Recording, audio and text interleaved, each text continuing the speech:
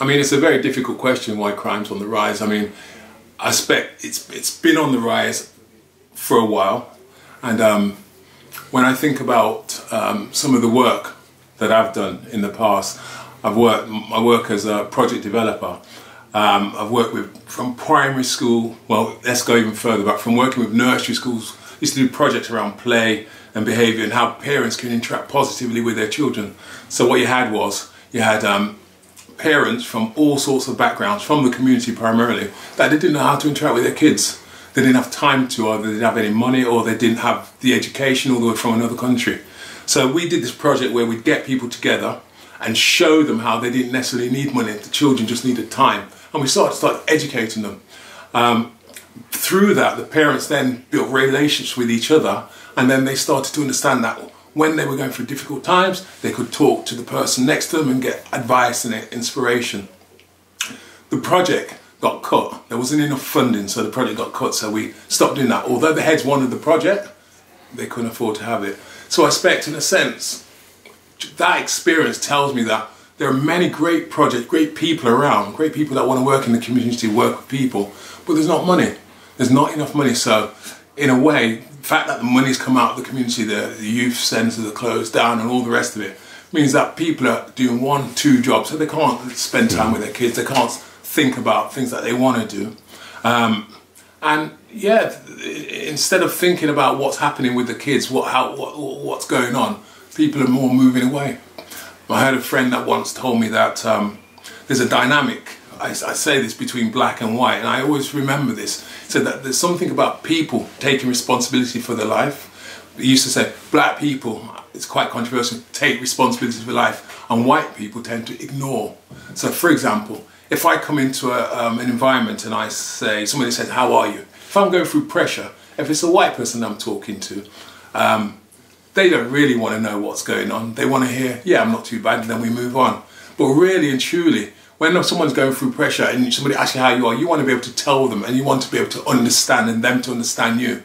So there's a few things. There's about, I think, crime, because there's not things for people to do, aspirations.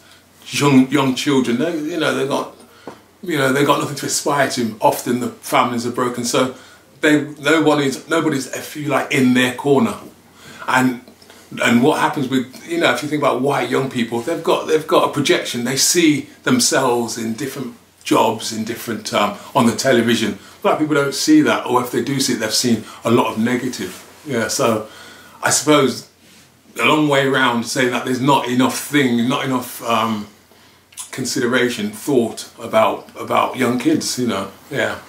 What in terms of, say, media and racial profiling in connection with ethnic minority communities, is that something that you've experienced or witnessed or could elaborate on? I got to say, me personally, I've not experienced knowingly. You've always had this situation where you've been into a shop and you get followed around or you get looked at. But I've always felt like if I'm in a shop or if somewhere, I'm there because I want to be there, I want to get somewhere. So I don't spend any time with that. But I think, I don't know. I can't say I've got experience about that. But what I would say is that if you go into the centre of town, you don't tend to see many people from the community, from the black community, in the centre of town. And I always wondered why that was. You see, where we live here in South East London, the river's not very far away.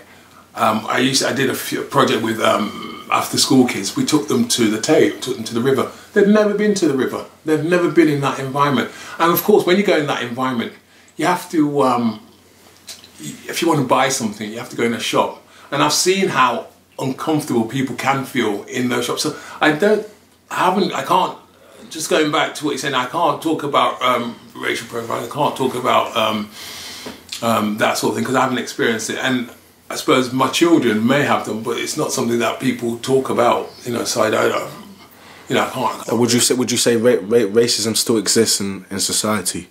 It still exists. Oh, wow. Of course. You know, I mean, it was just the other day we saw the situation. I don't know if you on the news about this old black woman on Ryanair line. Did you hear about that?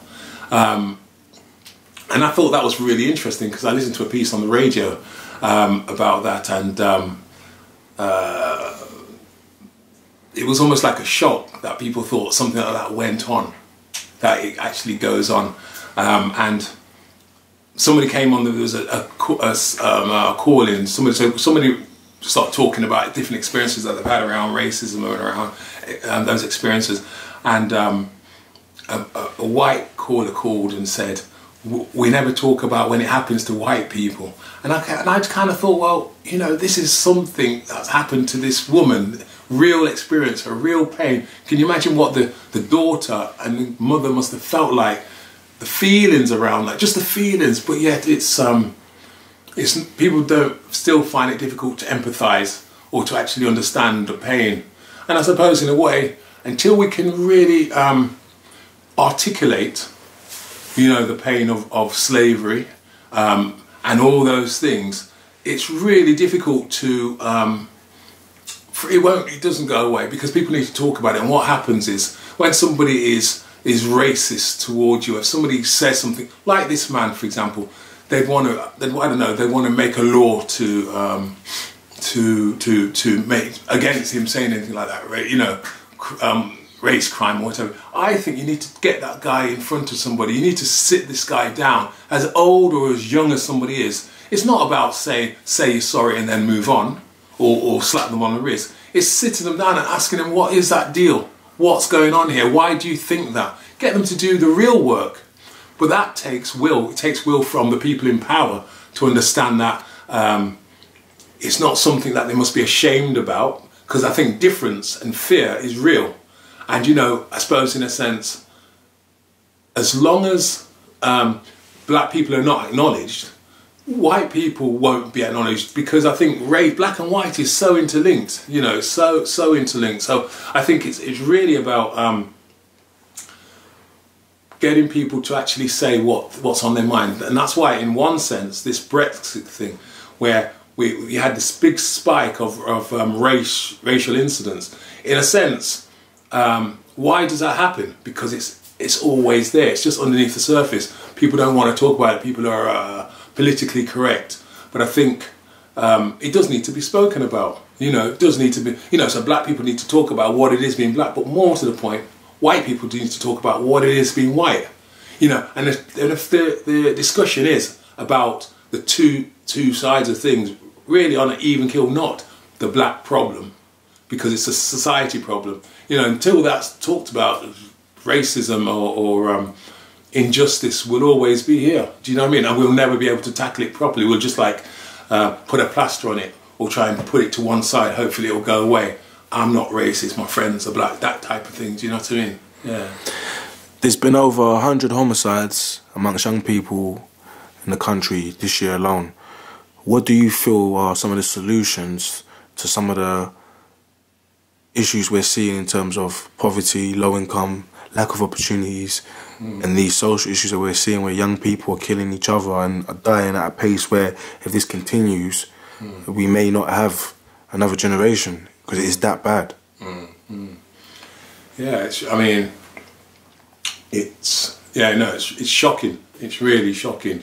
I remember one time one of my kids talked about knife violence, talked about people being stabbed in the community, and they said, why is it that when you hear about people being stabbed or people being killed, nobody seems to mourn, nobody seems to care? It feels like it's just another statistic. And that really made me think, you know, where does it go when somebody's murdered or somebody kills somebody? Where does that pain go? The family, the friends, you know, and it's another one, and it's almost like it's another one, it's another one, it's another, like it's not, like it's nothing. Do you know what I mean? I think I go back to the project that I was involved with when I worked with infants. I think money needs to go into parenting and to go into trying to keep families together. You know, one of the biggest reasons why people split up is because of poverty. Do you know what I mean? So, and lack of education, lack of aspiration. So money needs to go into those areas so that people can start to feel that they've got a say in society, they've got an in, they've got a future. It's not just about selling to get by or to get some money to get yours, because people want to take responsibility. You know, if a guy goes out and sells drugs or gets drugs, or what I've always thought was that for you to be successful doing that, you've got to have a level of education, a level of understanding to be able to make that thing work. So we just need to be able to redirect, you know, all that energy so that people can start to feel like they've got a say in society, you know. I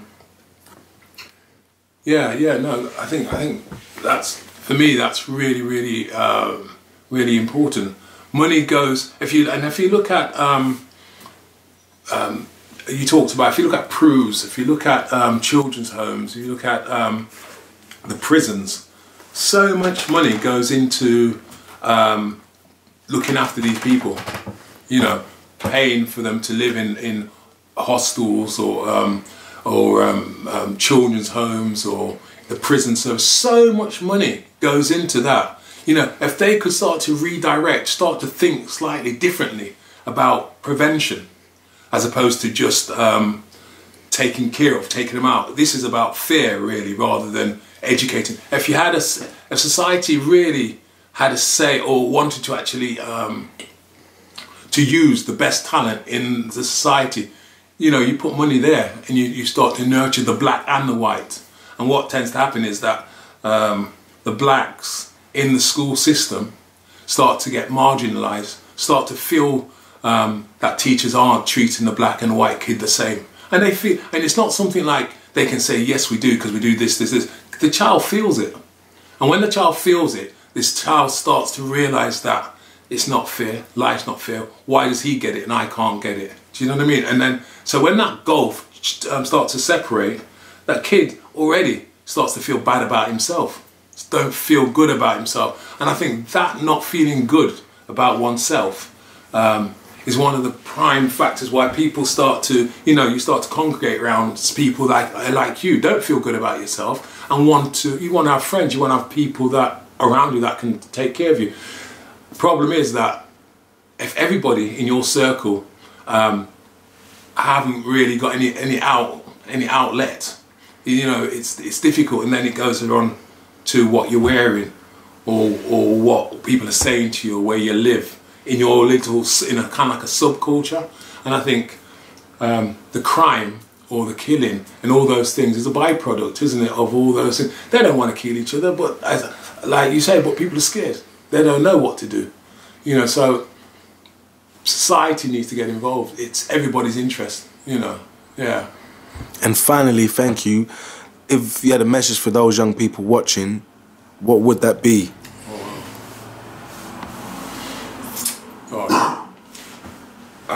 This is, I mean, I suppose in a way that's a difficult question, because I don't want to give no empty promise or empty. All I can say, I suppose, my life, as I haven't said, but I'm a Buddhist, and I've been a Buddhist for like 25 years. And part of the thing about Buddhism is that it says that everyone's equal and everybody's worthy of respect. We all have this great, inexhaustible potential in our lives. So my life as a black man is about engaging with people to help them to bring out that potential, to let them realise that I'm not better than you, I am like you, we're humans. So the idea is to try and nurture this seed which everybody has, so that to know that it can grow, it can change. Life doesn't have to be the way it is, it can change. So it's about holding on to hope, but also to aspire to finding good people, you know. So I'd say aspire to have an interest, to have something that you love, and try and find people that are the same, that are interested in something positive that can help you to improve wherever you are, to grow, to develop, you know.